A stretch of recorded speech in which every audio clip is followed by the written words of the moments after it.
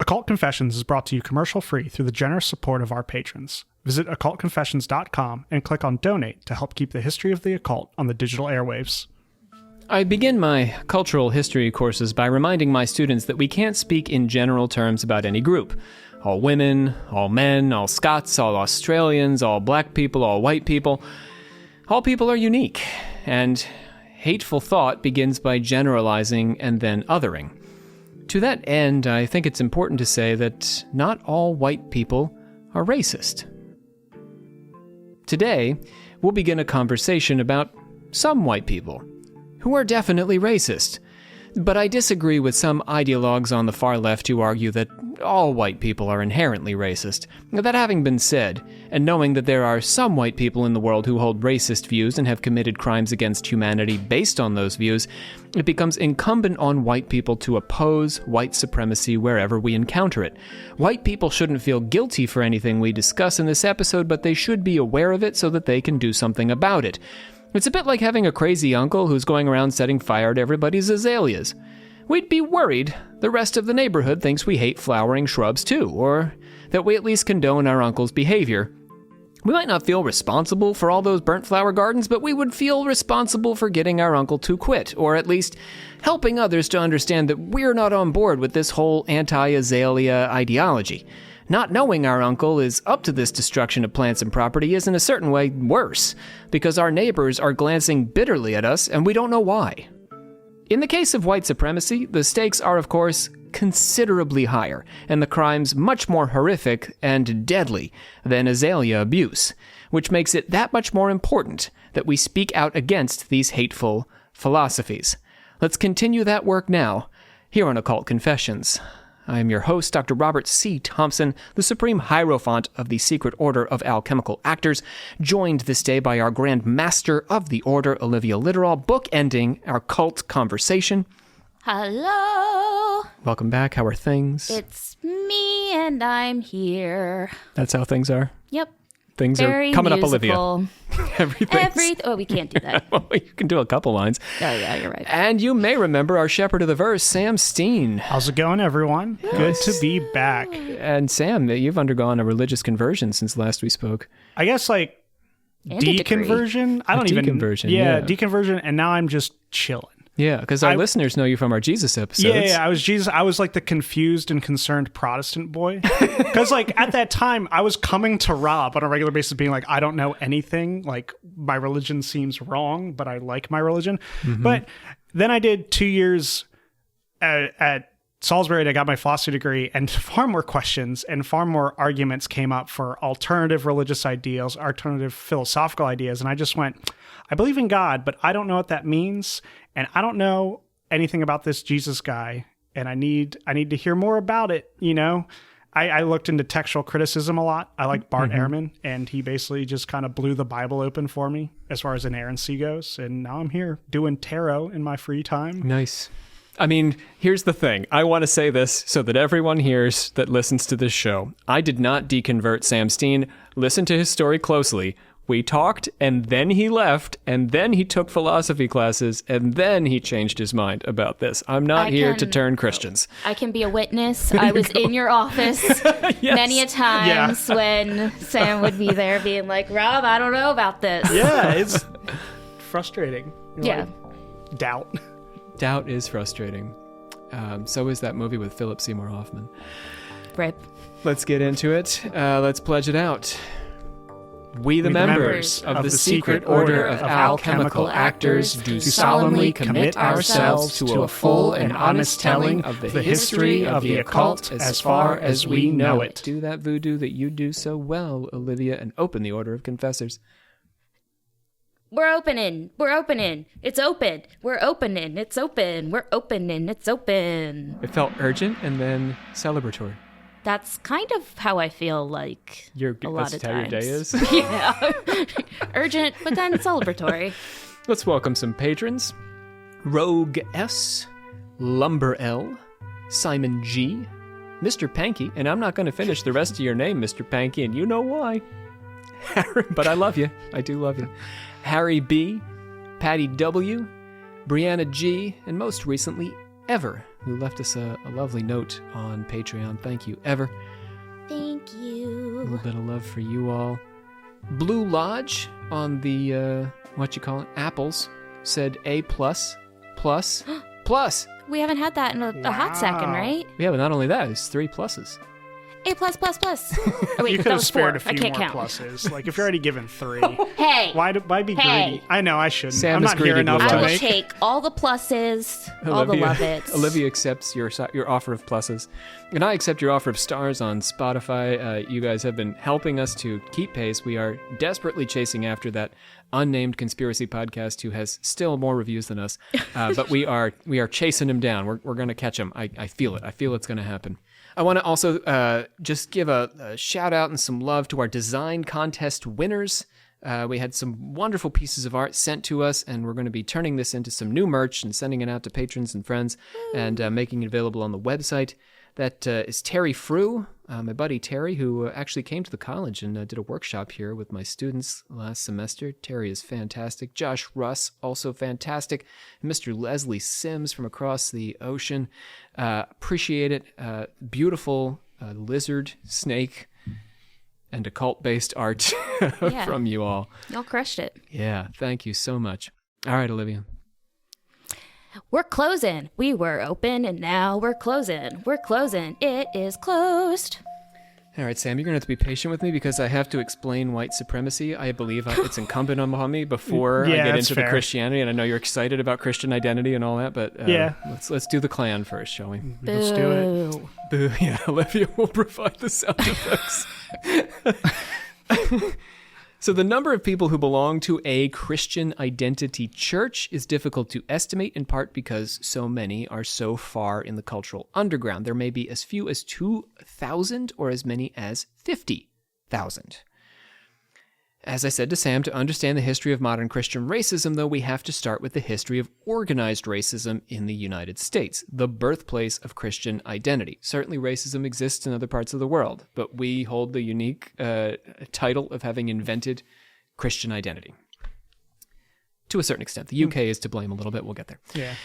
By 1867, the first iteration of the Ku Klux Klan had coalesced around the project of prolonging the oppression of African Americans, particularly in the formerly Confederate South, but ultimately throughout the entire country. Then, just after World War II, the neo-Nazis emerged with a distinctly anti-Semitic message. Both groups hated most non-whites, most non-Protestants, and all communists, but each had their specific targets. In 1864, the American Confederacy lost the Civil War to the United States. I'm sorry if that's a spoiler for some of you. Sorry. What followed? Someone out there is like, oh, no! what? I was halfway through the movie Gettysburg. That's how they're getting their history. I didn't even finish the tour yet. Hollywood. How close are we to the Mason-Dixon line? Some people might disagree. Yeah, you're right. You're Lord right. above. Speaking of Gettysburg. The first time, the KKK was founded and refounded 3 times. The first time was on Christmas Eve, 1865, when 6 Confederate officers gathered to form a goofy little social club with no explicit project whatsoever, let alone white supremacy. Isn't that fun? They were just like... They're just hanging out. Yeah. That's how Proud Boys started. It was just a goofy little social Yeah, it was club. a goofy, like that guy Gavin McInnes, right? He had like started the Proud Boys.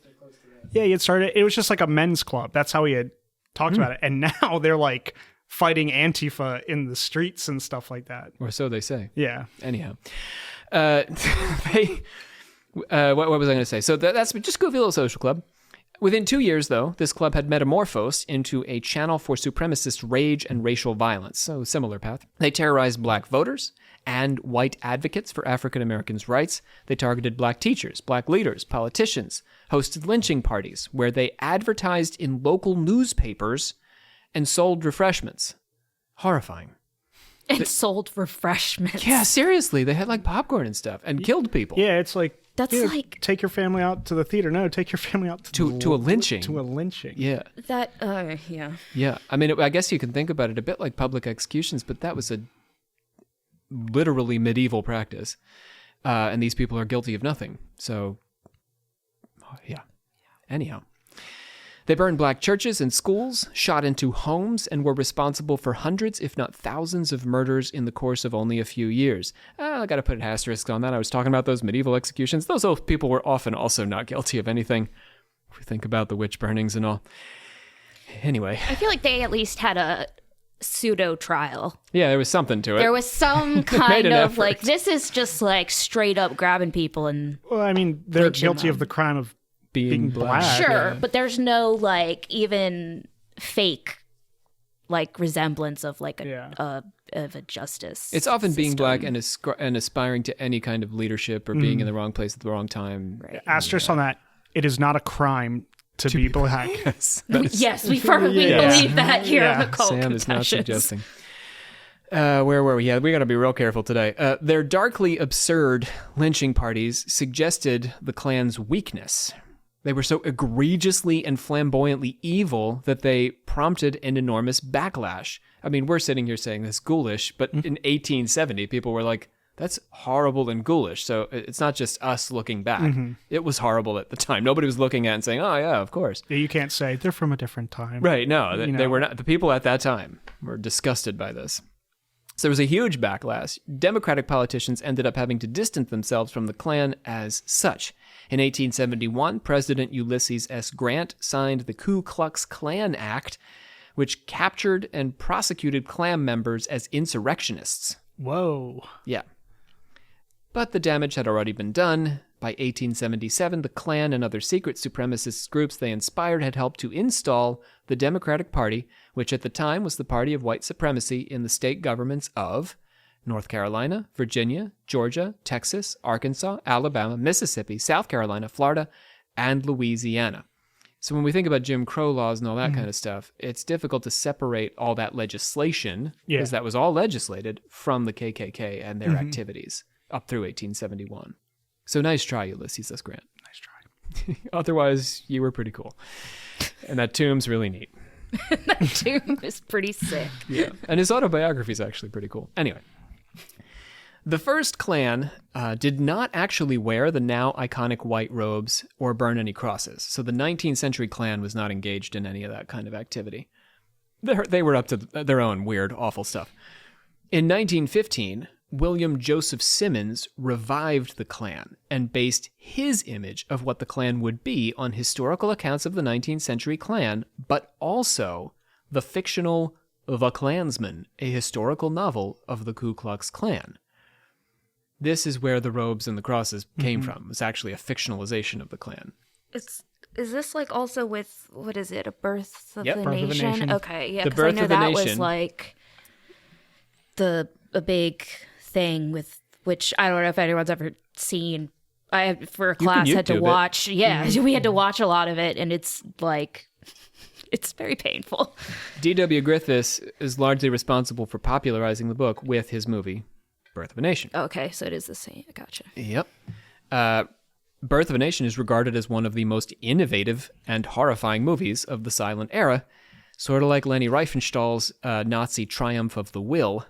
Triumph of the Will, I think in both cases, it's propaganda for a kind of fascism. Fascism, oh yeah. Yeah. I remember when I watched Triumph of the Will, I drank an entire bottle of wine, which I don't often do, but to get through Triumph of the Will, because it's beautiful. The imagery is beautiful. And you can see, this horrible little man getting up on this podium and all these people cheering for him and the ritual and all of it. And the filming is all quite beautiful, but inside is this horrible, disgusting content that's killing millions of people. Yeah. Innovative form, terrifying content. These imagined Klansmen were arch-conservative vigilantes, defending prohibition, fighting divorcees and adulterers, and persecuting Catholics and Jews for their non-Protestant religious convictions. That's the sort of fictionalized hero Klansman. They're busy. Right. Busy boys. Even to us sounds not so good. The second Klan, the early 20th century Klan, boasted as many as 5 million members, many of them in the industrial North. Yeah. That's painful. Like towards Boston. Yeah. Because I know Boston has a bit of a racism problem, and you can find chapters of like skinhead Nazis working within Boston. And it's like, Boston, Massachusetts, you're like, oh, it's the North, it's liberal city, all of that. But no, in the underbelly, you can find big Klan groups. I'm going to tell this story. I've debated whether I should tell the story just because as a quasi-spiritualist, I don't like to anger my ancestors. But I'll say I had an ancestor who had a hood. And when that ancestor died, they asked that the hood be torn up and burned or destroyed. Mm-hmm. So my ancestor repented of their involvement in the Klan. It may have been this Klan, or it may have been the slightly later Klan. Probably it's this Klan, actually. And my family, it was my father's family, they didn't want to do it. But my dad happened to have it, and so he took a pair of scissors, lit up the grill, and unceremoniously destroyed the hood. That's kind of awesome. Yeah, nice. People who you would think don't have this in their background, right? I grew up in Trenton, New Jersey. Yeah. Very multicultural part of the world, part of the country. It can be in your background because it was literally through the whole country. It wasn't just the South. Interesting, too, the idea that they were like, oh, I can repent. I think a lot of people did, too. I think a lot of people joined the Klan. They thought it was cool, and then they're like, oh, no. Yeah. That was not cool. Yeah. Because it would have been, I don't know, the 70s when this... So it's not like we've had Obama kind of or anything. Like Nazis. It's kind of a little similar where a lot of people, I think. They said, oops, that was not a good thing was that not I was our a part best. of. Yeah. I'm not ashamed of that chapter. Or I am ashamed of that chapter of my life. Right. So, internal fighting and division led to rapid decline during the Great Depression, and the Second Klan fizzled out by the end of the Second World War. A folklorist, Stetson Kennedy, helped to bring the Klan down when he infiltrated their ranks and leaked their code words to the FBI, the media, and the Superman radio show. This is true. Was it just because, like, they were all in the war? Is that why they weren't The war active? helped to take it down, yeah, but also this guy, he leaked all their codes, and so anyone could infiltrate them, particularly the FBI. But I guess the joke of it was that it even aired on national radio in a Superman episode. Yeah. That type of stuff happens all the time, like a sleeper cell kind of guy. Like one just completed, it was like a 13-year, it was in England, a 13-year mole investigation where they stayed in these groups and they basically recorded who was in these white supremacist groups, these fascist groups. And like, they were so committed to it, they got like beaten up by anti-fascist, like protesters, pepper sprayed, all of that, just so it's insane. But I just read about it. It's really incredible. Like just 13 years of commitment. It's like spiritually beautiful to me, that kind of self-sacrifice. Yeah. That's what I was just thinking, that they just like put 13 years of their life that they're now going to be very confused about, I imagine, to some extent. Yeah, deep humility to do that kind of thing. Yeah. The Third Klan arose in response to the American Civil Rights Movement. In 1963, Klan members assassinated NAACP organizer Medgar Evers. In 1964, they committed the Mississippi burning murders of 3 civil rights activists, 2 white and 1 black, James Chaney, Andrew Goodman, and Michael Schwerner. The FBI took a special interest in bringing down the Mississippi Klan. Special Agent in Charge Roy Moore established an office in Jackson and succeeded in locating the bodies and identifying at least some of the perpetrators. 8 Klan members were convicted of the crime and 10 more alleged to have been involved. In 1965, they murdered Violet Liuzzi, a Detroit mother of 5 transporting protesters to the Civil Rights March from Selma to Montgomery, and the following year firebombed and killed NAACP leader Vernon Dahmer. So, another period of hotbed activity. The modern KKK has attempted to put on a less savagely murderous face, but for now, if we're looking at the 90s, years some of you might remember. In the 1990s, David Duke, you know this guy? Yeah. Have you heard of him, Olivia? David Duke? That's such a generic name. Also, don't trust a man with 2 first names, so. Is Duke a first I'm name? thinking about It can that. be. Yeah, or a dog's first name. Yeah. Don't trust Don't a dog trust a with 2 dog. first names. Damn, but I'm just a man with 2 My dog dog names. only has 1 name. Good, then I'll maybe trust it. Anyway, David Duke. David Duke. David Duke was one of the Klan's leaders, or imperial wizards. And he argued that the rights of the white majority had been imperiled by anti-white policies like affirmative action and the doctrine of racial equality, which he regarded as false. He ran advertisements, spoke on college campuses, and always wore a business suit instead of a hood. But Duke's genteel clan proved unappealing to its core membership, and he eventually left to form the NAAWP. Think about that for a second. White people? The National Association for the Advancement of White People, yeah. They've already advanced. They did it. Congrats. Mission accomplished, yeah. Disband the whole thing. Day one on the first meeting. We did it. We did it. It's over. Go home. You guys can go home now. Yeah, David Duke is like this movement towards like a very well-polished and like air of academia type of white supremacist and fascist. And it's really effective. You know, they can act like they're not these horrible things, and they can like dress themselves up, polish themselves up, and like make these very rational appearing arguments. But it, you know, at the bottom line, it's all a ruse. They're going to say like their rhetoric in like the most like kind of like moderate way they can. But ultimately, they're pushing you towards like this far right, this awfulness, and so like it's scary because sometimes people fall for it all the time. They're like, oh, he's just an educated guy. Why can't he have his free speech, you know, open? Duke did not stand alone as the leader of the KKK. In fact, the third iteration of the KKK was actually many little Ks. Perhaps the most, isn't that cute? Perhaps the most burn it with fire. Perhaps the most popular were Bill Wilkinson's Invisible Empire of the KKK, which pursued an overt campaign of racial violence. They attacked anti-racist demonstrators with automatic shotguns and attracted 2,500 members as opposed to Duke's 1,500. So we're also looking at 90s? little groups of people. Mm-hmm. Yeah, this is the 90s. But just a little bit later. Yeah, yeah.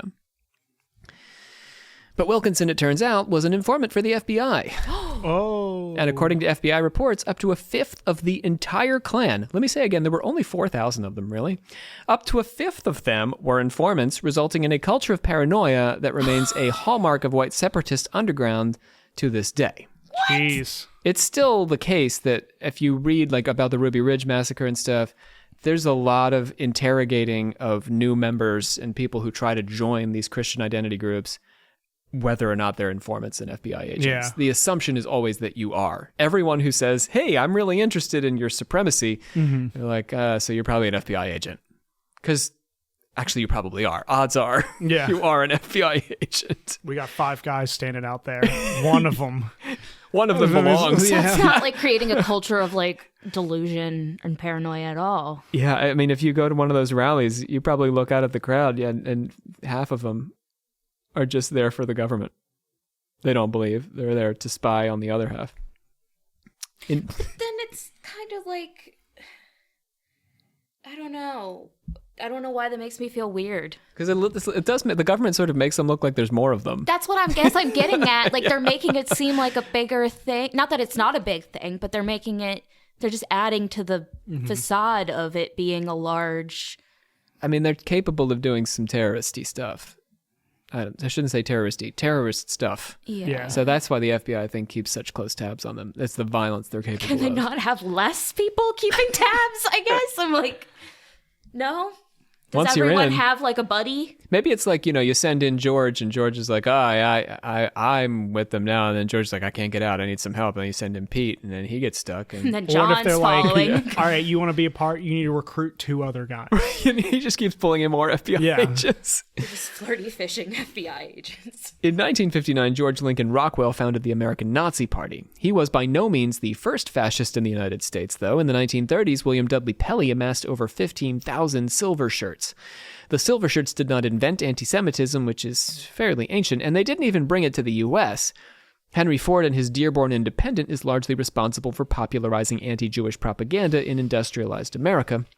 Rockwell's party was much smaller than the silver shirts, and only a couple hundred members joined, and a few thousand names were on his mailing list. But his influence was much greater than his membership in the way he reconceptualized American fascism, not as a collection of Aryan Hitler fanboys, but rather as a pan-white nationalist racist movement.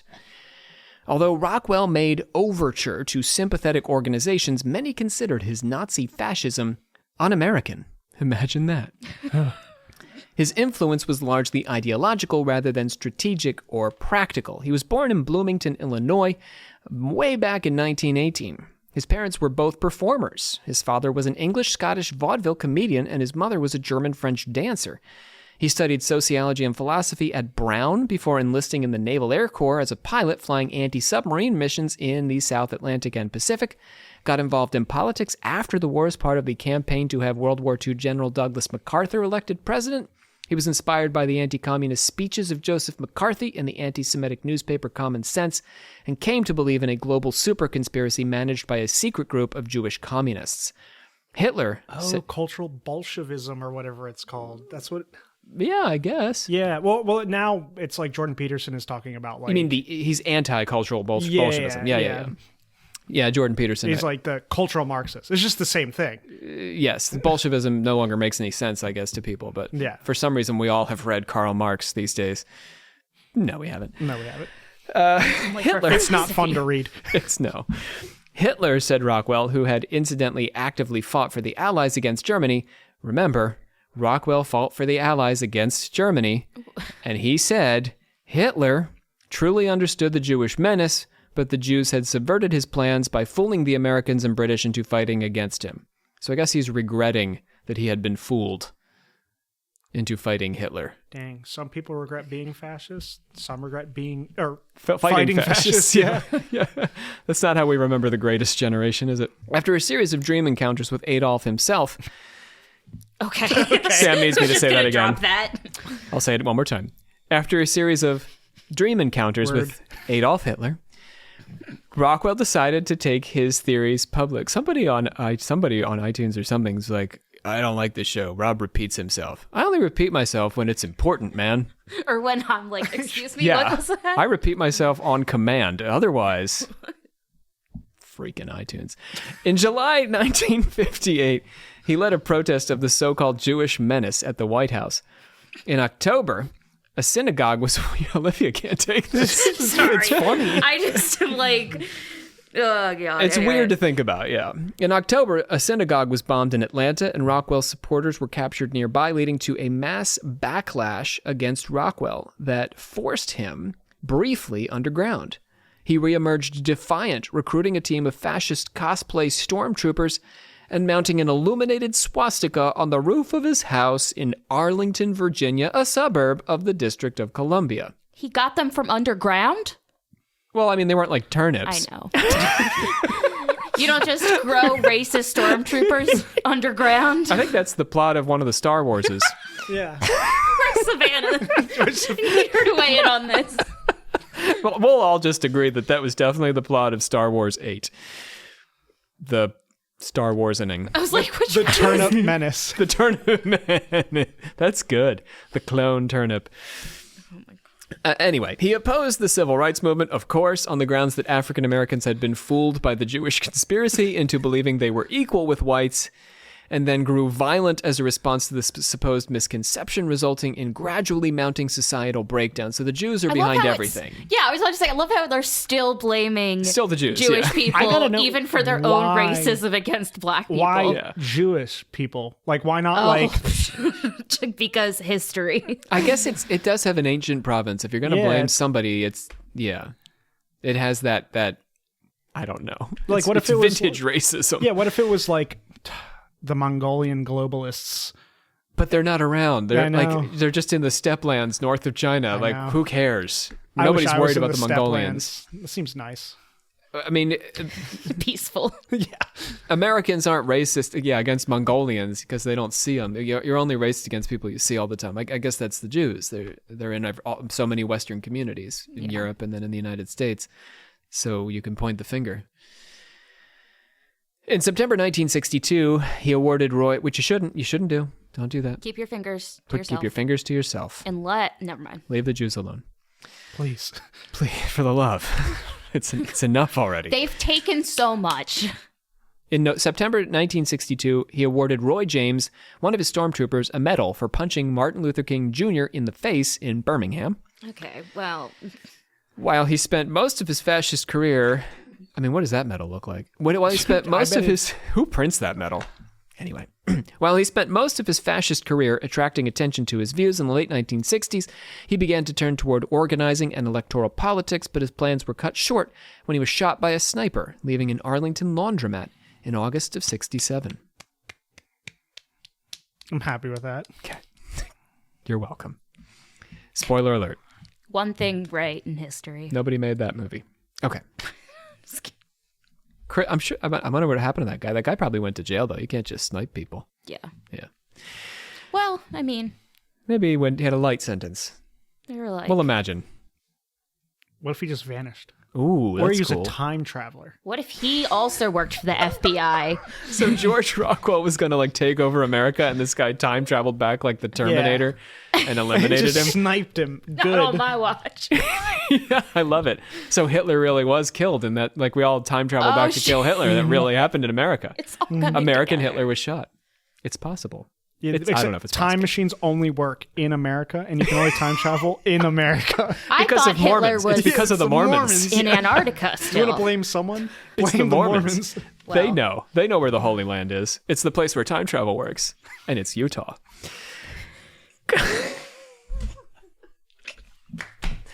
It's unnecessarily.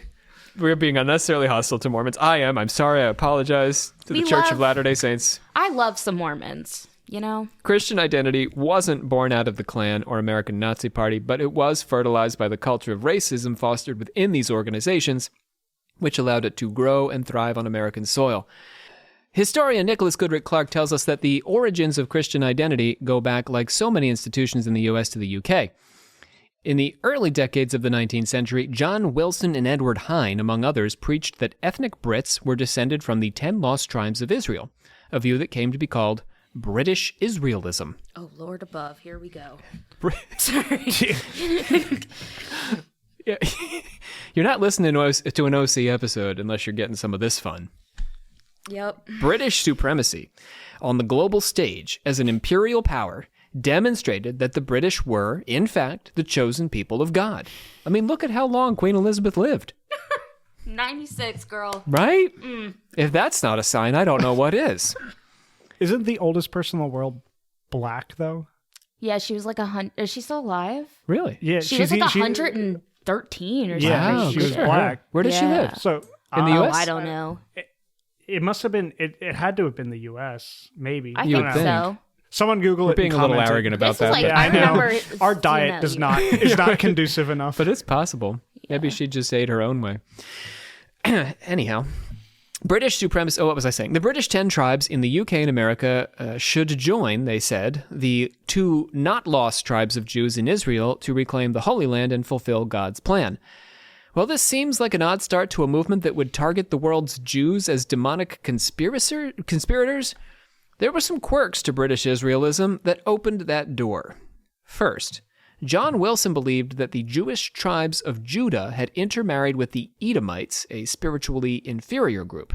Back in the Garden of Eden, Eve had been sexually seduced by a humanoid serpent devil, which is the real meaning of the whole apple story. That's just an allegory for serpent sex. It's the serpent seed theory. It's not unique to Christian identity or British Israelitism, but anyhow. I'm fascinated by this stuff. I love the reinterpretations of Eden. So anyway, then she gave birth to Cain. Cain then joined an inferior race of pre-Adamic people and fathered a satanic seed line that, you guessed it, intermingled with the 2 Jewish tribes.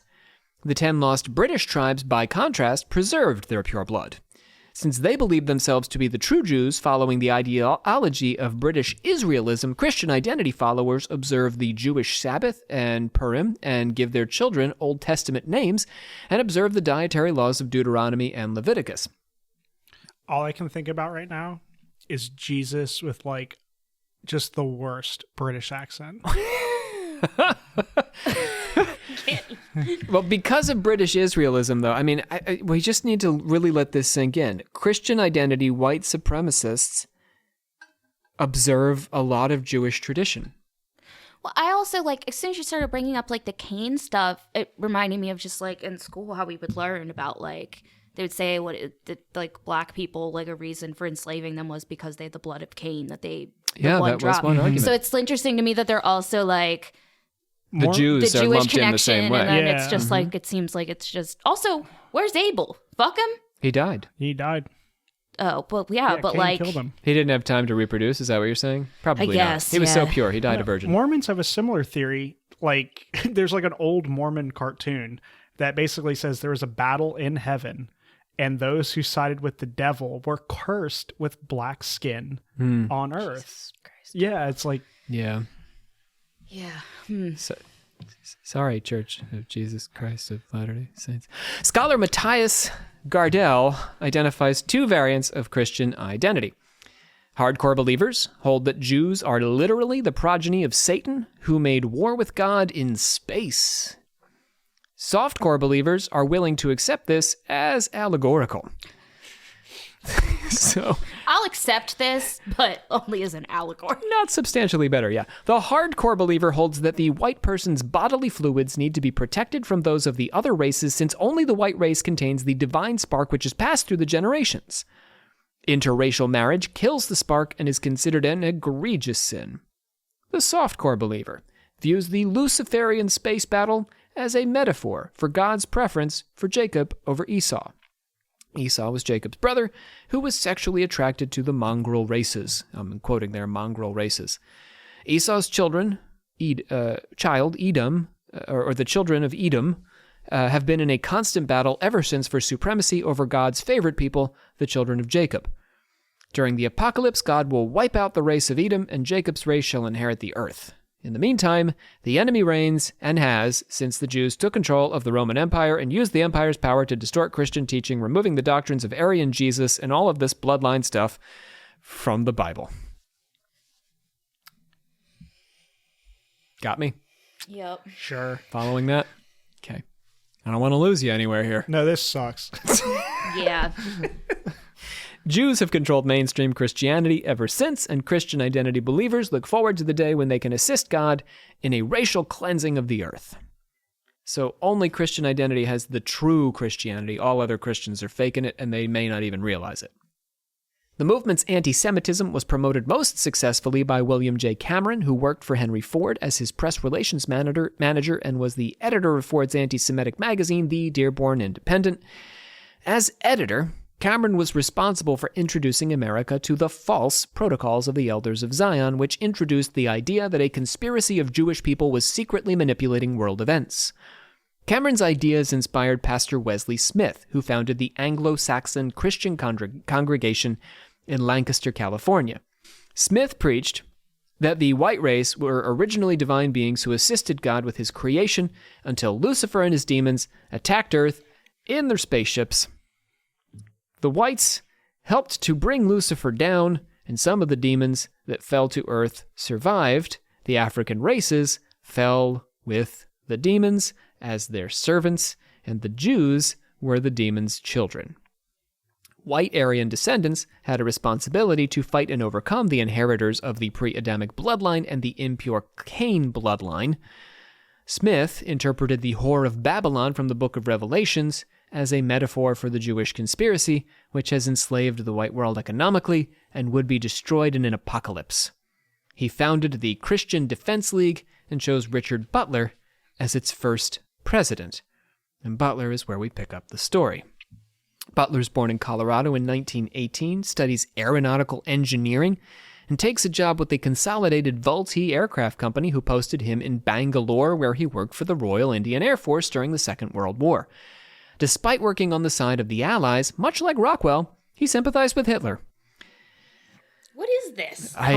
Is this like a common thing? I mean, among neo-Nazis, yeah. Well, sure. But Like, how did some guy from Colorado, like just the average dude, studies aerospace engineering? Yeah. Pretty smart guy, right? Yeah, it's like you got to be smart to do that. Think critically, you know. But Do math. Yeah, it's like, how did you end up as a white supremacist? I do want to say, Sam, and I love all my STEM people out there. You guys always get all the love and all the money and the grants. Go science, technology, engineering, and math. Brr. They generally are a little short on humanistic thought, and when it comes to converting you to a system of belief, it is humanistic and ethical, philosophical thought that's my defending wheelhouse. you. Yeah, not your knowledge of calculus. No, the STEM bros in my ethics class said wild stuff. That's why we need STEAM. Yeah, you got to have a little art in there. You'll be all right, my STEM friends. If you just listen to Occult Confessions, we're going to get your humanities fix on right here. Stave off those Hitler converters. Yeah, well. Anyhow, I will try to make sense of this a little bit. His posting in India had exposed him to India's caste system, which struck him as a great idea to try and bring home. Come on. Whew, that's not what you want to bring home. Butler's not the only one. Others on the occult side of fascism, namely Miguel Serrano and Savitri Devi, were similarly enamored of a system of the Buddha, a caste system that the Buddha famously attempted to reform and remove 500 years before the Common Era. So there have been critiques of the caste system going back a whole long time, and an entire religion is founded, at least in part, on that. But let's take it home. Yeah, let's bring it back to America. On his return from India, Butler came to idolize Hitler as second only to Jesus Christ in general greatness. That's... Even objectively, if I don't believe in Jesus, just like based off of like things that they've done... Jesus? Like, if we're greatest warrioring, like Jesus versus, like, Adolf Hitler, like... You're going to go with Jesus? Well, Hitler you heard it here, stand folks. a chance. Similar things have been said about Trump by modern-day evangelicals. You guys are really trying to... I'm sorry. Hey, I'm not, one was Sam. That wasn't me. No, that was me. I know it was me, but it's just a statement of fact. I know I said it rhetorically and I was implying something about it, but similar things have been said about Trump as like the second coming. Like it's funny on J6, the amount of like Jesus loves you, God loves you, or like repent sinners signs and stuff like that were at there while Trump supporters were at the Capitol building.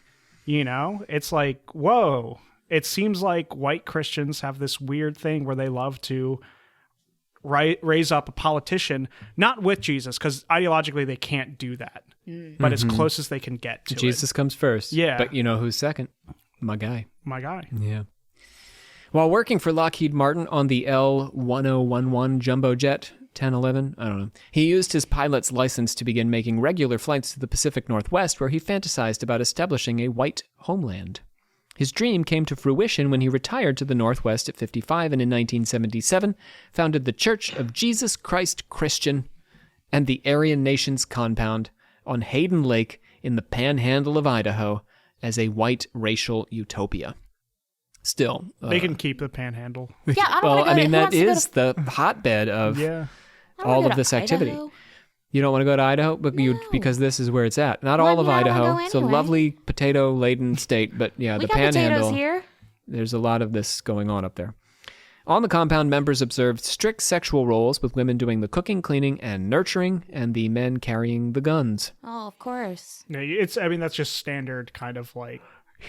Sexism. It really is like it is just standard like I'm not surprised by it. I was a believer in that. Like, we can't give women guns. I love though that it's here. You do all that. I want to carry this around a while. I'm gonna watch you do all that. Make sure while I you're hold safe. my gun. Hot take number 2: most men don't want a partner; they just want a mommy. Well, I'll support you there, honestly. The compound was guarded by men in paramilitary uniforms because of previous attacks. On the 1st of July 1998, these troopers chased Victoria Keenan and her son Jason down the road outside the compound after they'd stopped briefly in front of the Aryan Nations to retrieve something that had fallen out of their car. God forbid. Right? Butler's henchmen fired at the mother and son, shot out a tire, and forced them into a ditch. They then assaulted the Keenans and let them go. The Keenans, represented by a team from the Southern Poverty Law Center, sued Butler and won a settlement for $6 million. Oh, hell yeah. That effectively put an end to the Aryan Nations compound. I mean, go off, but like, also, what? Butler's most damning legacy were the people he inspired to commit horrific acts of violence in the name of Christian identity. Robert J. Matthews began to assemble his Brüder Schweigen, Silent Brothers, or the Order also just called the Order, I should say. Because that is a weird word to say. Easier to remember, yeah. Sorry, German listeners. Matthews began forming that at the Aryan Nations Aryan World Congresses in 1982 and 1983. Inspired by neo-Nazi physicist William Luther Pierce's novel The Turner Diaries about a race war, the Bruder Schweigen hoped to establish an Aryan homeland on the Order of Butler's compound, but much larger, and in the Pacific Northwest. So like Oregon, I guess. They funded their operation through counterfeiting money, bank robberies, and armored car robberies. In Ukiah, California, they stole $3.6 million from a Brinks car. Yeah, they're not messing around. Holy cow. Yeah. They bombed a synagogue in Boise. Oh, jeez.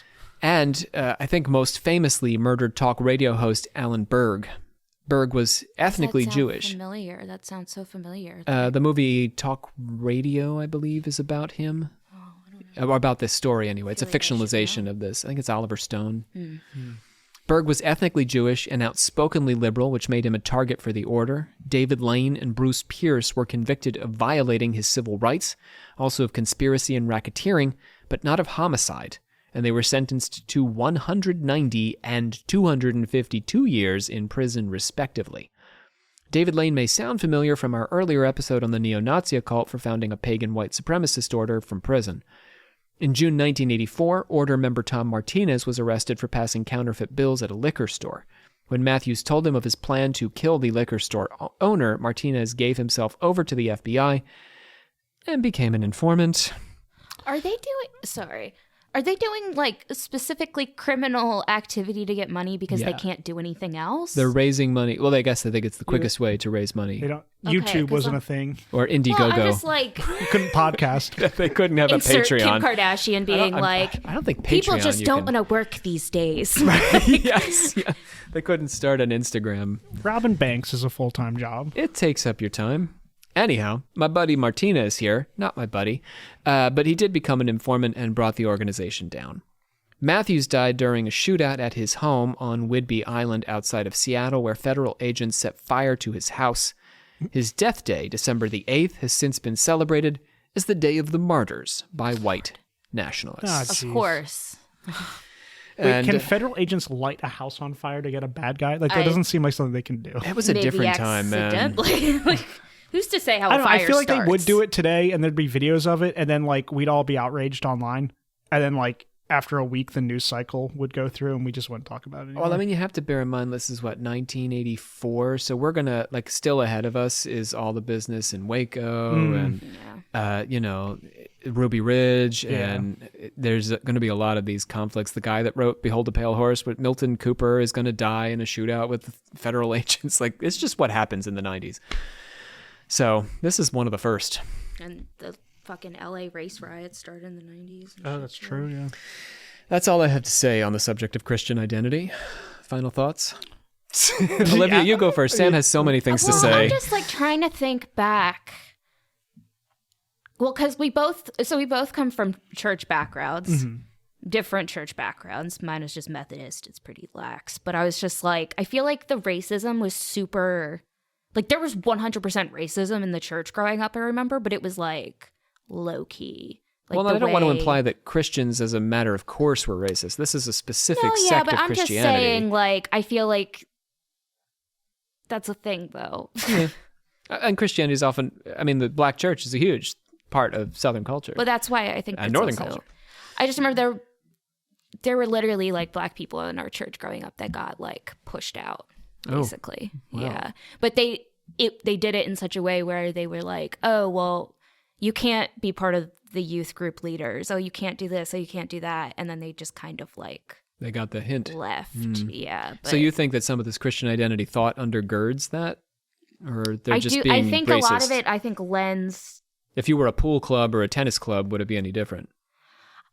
I think it's specifically the people that these are older people too. Maybe I should clarify. The church I went to was predominantly old Not people. that we're being ageist. I'm being a little ageist. Young people can be racist too. Sure, obviously, but I don't know. Maybe I see I'm what just you talking mean. out my ass. No, but I see what you mean. It feel happened. You witnessed it. And there's just it's. I feel if you're not entirely in their eyes, abiding by what they see, because even beyond racism, my mom got pushed out of the church too. As soon as they were just hyper judgy. Yeah, as soon as they like see anything is like anything you're doing is like related to a sin or anything, like even instead of like helping and being like a part of the community or blah blah, it's not. It's like they force people out Yeah, you instead get of othered. But you suspect that race would have been the other. They didn't have to do anything. They just had to not be white.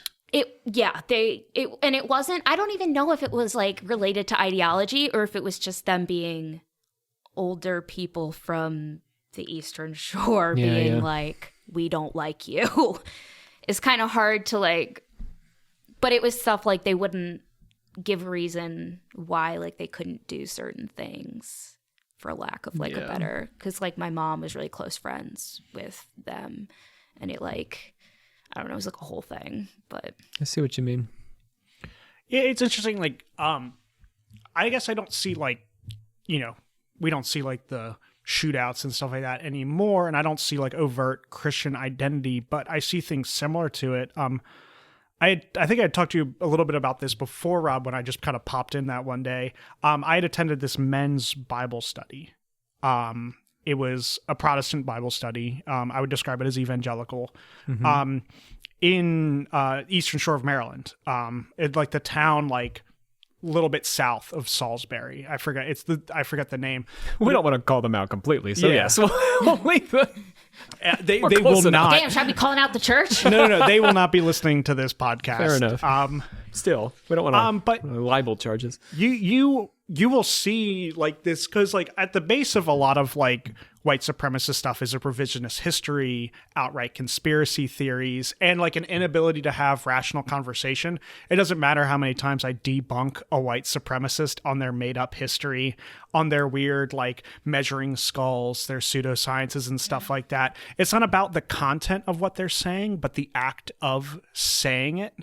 Because at some point, like we're going to platform them at some point, and we're going to go like, bring your crazy theories onto the show, like talk about it in the marketplace of free ideas and stuff like that. And they're saying something that's just like wild. They could be saying today is Wednesday. And I'm stealing this from Philosophy Tube on YouTube. Okay.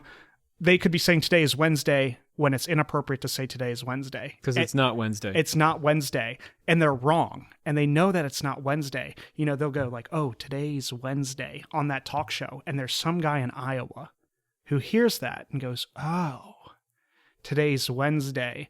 The Wednesday problem. We need to ask about these Wednesday globalists, all of this stuff. It's about the act of saying it. So in the men's Bible study that I went to, there was overt racism, homophobia, sexism, bigotry that came out of these ideas from like this revisionist style of history, this kind of like denying about like slavery, how bad it was, this denial about what the Civil War was really fought about. So you're saying because there's a cultural platform that's created for this, that it gives permission to these people in these more localized environments to espouse these views. And then they radicalize each other. The difference in the strength of language between on a weekly basis was astounding to me. Just, the vulgar discussion of women, the outright blaming of Asian people for COVID. Oh, that was the time period. Yeah, I mean, I had started going probably this time last year. So we're like right at the end of kind of COVID and all of that. And so, but even then, you would see Confederate flags on their pickup trucks in the church parking lot. You would see like all sorts of stuff, but it was funny enough. One of the guys gave me Night by Elie Wiesel and told me to read it and said, that's what's happening to us. Oh goodness. It's like white replacement theory, but instead of it being white replacement theory, it's Christian replacement theory. But through the mouth of a Jew. Yeah, but so that's where we get this revisionist kind of history. I can literally debunk him in a sentence saying, yeah, that's what happened to the Jews. This is a historical account of it by a person who it happened to. It doesn't matter. Well, it's not an allegory. It was not intended to be read as an allegory. No, because it's the act of saying it, and then the act of saying it becomes acting on what you say, right? But it's Christian identity is strange. When you look at if you go on like Southern Poverty Law Center, they have a database of white supremacist groups. A lot of them are Christian associated. A lot of them have an influence of Christian identity into them. And for me, the strangest part about it is how they read the Bible and Scripture. Protestants are always going to have that inerrant view that this thing is perfect in every way, that everything that's said in it is 100% true. There's no allegory. There's nothing like that. But then they do the allegory. Well, you have to. The document is not consistent. No. It doesn't tell a consistent story. No, It contradicts itself. Yeah, which is the confusing part for me, because they have this inerrant ideology about inerrancy that would require them to not do allegory, but then they do allegory to get to their racist, racist conclusions. But that leads me to think like, what's the guy's name? He wrote Fascism. Umberto Eco. I had told you about him, I think, over Instagram. Yeah. And in one of his like descriptions of fascism, and white supremacy is always going to be fascist in some way, he says it's inherently contradictory. So to me, when they don't make any sense, it makes sense. Then we know what we're looking at. Yeah, we're starting to look at it because it's going to be inherently contradictory. The enemy is both strong and weak. Jews are both controlling the world, but weak enough for us to defeat them. Black people are both dangerous criminals who we need to clutch our purses around, but they're also ignorant and don't know how to do anything, and they don't know how to read. Right. Joe Biden is both, another hot take, but this happens all the time. Yeah. Joe Biden is both an orchestrating evil person who's controlling our gas prices and destroying like family values, but he's also sloppy Joe. Right. Incapable of running the country. Except when he's Dark Brandon. Yeah, dude, that Dark Brandon meme is funny. I have to say that. It's funny. The only sad thing is the White House agrees with you. Yeah. It sort of takes the joy out of it. Yeah. Oh, well. Well, that's that's an excellent take, Sam. I think you summed it up pretty well there. And I think that reminds us why it's important to even talk about this now. We shouldn't view this as a symptom of the past. You're at this meeting a year ago, 2 years ago. Yeah. And I'm talking about these events of the 90s. It's not behind us. These beliefs are certainly still out there, and we need to be vigilant. We need to be vigilant. We even see it. We see it with us and QAnon people. Sure. Where they are very directly contradictory, even in their insults about, Jewish. You name it. Yeah. You name it. Yeah. And I think it's important, and I'm going to, since Sam has been trolling the right, I'll troll the left a little bit here. I think it's important that we don't vampirize ourselves. I mean, there are truly cultural enemies to be had out there. They exist, and they look like this. When we vampirize each other because we're not, speaking about race or sex in exactly the way that, I want you to or you want me to, then we find ourselves in an infight when we really should be targeting the groups on the far fringes who are truly distorting the culture in hateful ways. Yeah, an interesting quote by Frederick Douglass. In one of his biographies, Frederick Douglass wrote that his slave master's conversion to Christianity only made him crueler and more hateful, saying, I remember that, yeah. If it had any effect on his character, it made him more cruel and hateful in all of his ways. Mm-hmm. So we needn't have gone much further than Douglass. We could have stopped right there. We could have just went right 15 minutes from here. Yeah, Douglass is from the Eastern Shore, so we claim him as one of our own. Yeah. All right, Olivia, bring us on home. I do remember what I was going to say, by the way. Go ahead. Just like how you were saying earlier that, like, basically as white people, like, like we have a responsibility to deal with our crazy uncle. We have a responsibility to, crazy racists. Yeah, and it's like the whole, like, anti-racist versus, like, non-racist, like, Anyway. Bring us on home. I hereby adjourn and declare closed this meeting, the secret order of alchemical actors, till such time as we get together and do it again. My name is Dr. Robert C. Thompson, joining you with Sam Steens, Shepherd of the Versed. It is good to be back. Good to have you back, man. Hopefully I'll be back. Oh, yeah. Y'all have a wonderful, wonderful day. And Olivia Litterall, Grand Master of the Order. I don't know what I was going to say. I totally just blanked, but... You should make like a cat noise. Olivia does have a lot of kittens these days. Just one. Just one left. Oh, down to one? Yeah. Many kittens have passed through Olivia's hands. Let's say that. That sounds... I've held many a... And on to better things. Never mind. This so concludes our cult series. We move on next to, we're definitely going to need Sam because we are moving on next to occult Christianity. There's going to be two ways that I approach this. First, we are going to take a good hard look at some of the more occulty beliefs within mainstream Christianity. We're going to take a look at the belief in a theocracy and whether or not Christian theocracy is a thing that Christians should pursue and want to have, so control of a government. We're going to take a good hard look at the prosperity doctrine, which is deeply occulty. And we're going to take a good hard look at Christian sex, just because I need to do that in a couple episodes on Christian sex eds. And then we're going to take a look at some of my favorite theosophist, occultist Christians, Anna Kingsford, Charles Ledbetter. And we're also going to take a look at the delightfully strange Urantia book, which belongs to to some Seventh-day Adventists who went off and did their own UFO thing. All things to look forward to here on Occult Confessions. Bye. Bye.